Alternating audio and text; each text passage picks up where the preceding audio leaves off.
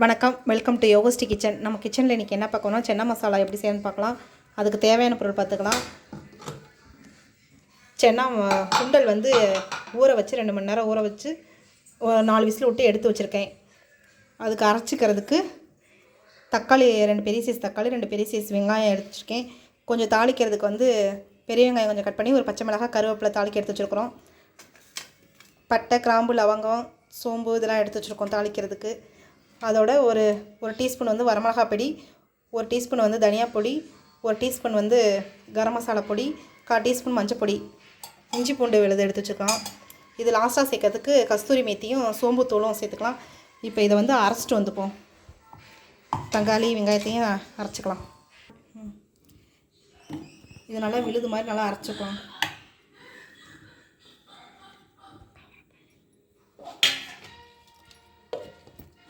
அரைச்சிட்டு வந்துப்போம்.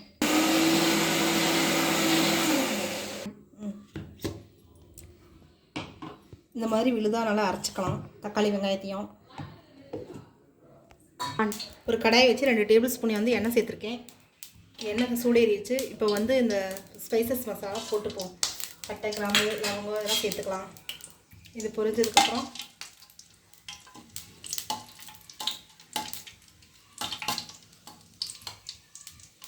வெங்காயம், பச்சை மிளகாய், கருவேப்பிலை இதையும் சேர்த்துக்கலாம். இது கொஞ்சம் நல்லா சூடேறிடுச்சு.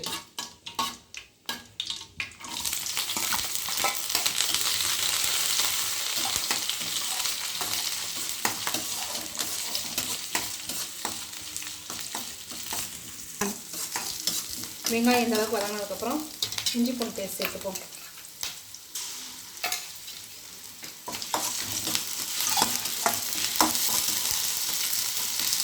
இப்போ தக்காளியும் வெங்காயத்தையும் அரைச்சிக்கணும்ல, அந்த இதில் சேர்த்துக்கலாம்.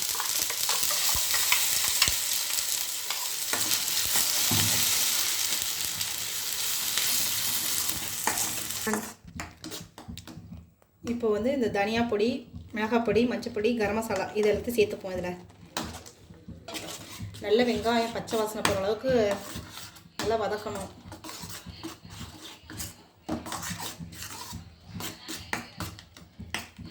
இப்போ மிக்சியில் இருக்கிறத கொஞ்சம் கலந்து ஊற்றிப்போம்.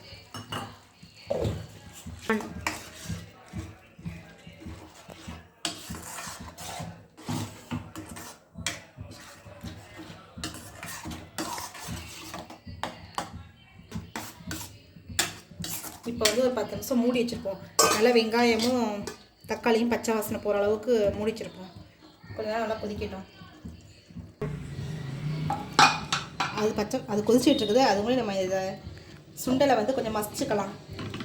கொஞ்சம் கிரேவி வந்து கொஞ்சம் திக்னஸாக இருந்தால் நல்லாயிருக்கும். அதுக்காக சும்மா லைட்டாக உணவு பண்ணால் மசிச்சுக்குங்க.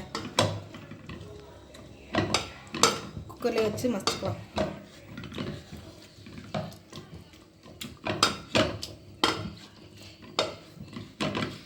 இது மாதிரி சென்னா மசாலா செஞ்சு பாருங்க, நல்லா டேஸ்ட்டாக இருக்கும்.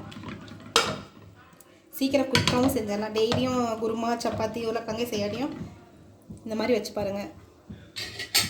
டக்குன்னு சீக்கிரமாக ரெடி ஆகிடும். இங்கே பாருங்கள், இந்த மாதிரி ஒன்று பாதியமாக மசிஞ்சு வச்சுக்கலாம். அது கொதிச்சுச்சான்னு பார்க்கலாம். நல்லா பச்சை வாசனை போகிற அளவுக்கு இன்னும் ஒரு 2 நிமிஷம் கொதிக்கட்டும்.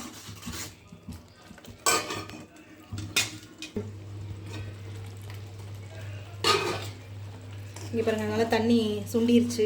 பச்சை வாசனை போகிற அளவுக்கு நல்லா வதங்கிருச்சு. இப்போ வந்து இந்த மசிச்ச சுண்டலை இதை சேர்த்துப்போம்.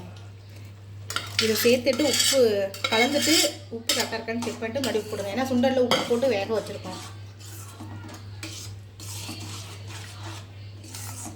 இது ஒரு 2 நிமிஷம் சுண்டல் தண்ணியோட இதை கொஞ்சம் வேகட்டும். கொஞ்சம் ஒரு 2 நிமிஷம் இருக்கட்டும்.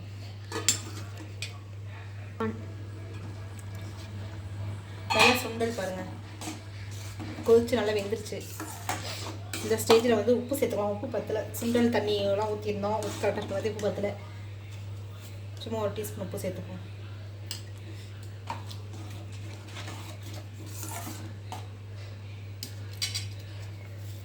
இதோட கஸ்தூரி மேத்தி சேர்த்துக்கலாம். இது உங்கள் விருப்பம் தான்.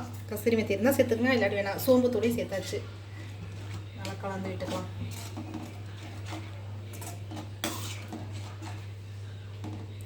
இப்போ கொஞ்சம் சர்க்கரை சேர்த்துப்போம். கொஞ்சமாக சர்க்கரை சேர்த்துப்போம். சர்க்கரை சேர்த்தா தான் இதுக்கு டேஸ்ட்டாக இருக்கும். கொஞ்சம் சேர்த்துக்கலாம்.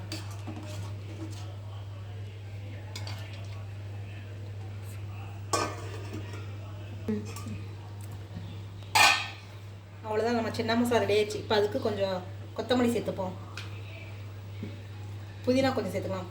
விருப்பம் தான், புதினா இருந்தால் சேர்த்துக்குங்க, இல்லாட்டி வேண்டாம். நான் சும்மா சேர்க்காம கார்னிஷ் தோசை செய்திருக்கேன். அவ்வளோதான், நம்ம சின்ன மசாலா ரெடி ஆயிடுச்சு. இப்போ சுட சுட பூரி சுட்டுக்கலாம். குண்டு குண்டா இது மாதிரி சின்ன மசாலா நீங்களும் உங்கள் வீட்டில் ட்ரை பண்ணி பாருங்கள். குழந்தைங்க நல்லா விரும்பி சாப்பிடுவாங்க. உங்களுக்கு இந்த வீடியோ பிடிச்சிருந்தா உங்கள் கமெண்ட்ஸ் எங்களுக்கு போஸ்ட் பண்ணுங்கள். உங்கள் ஃப்ரெண்ட்ஸுங்களுக்கு ஷேர் பண்ணுங்கள். தேங்க்யூ.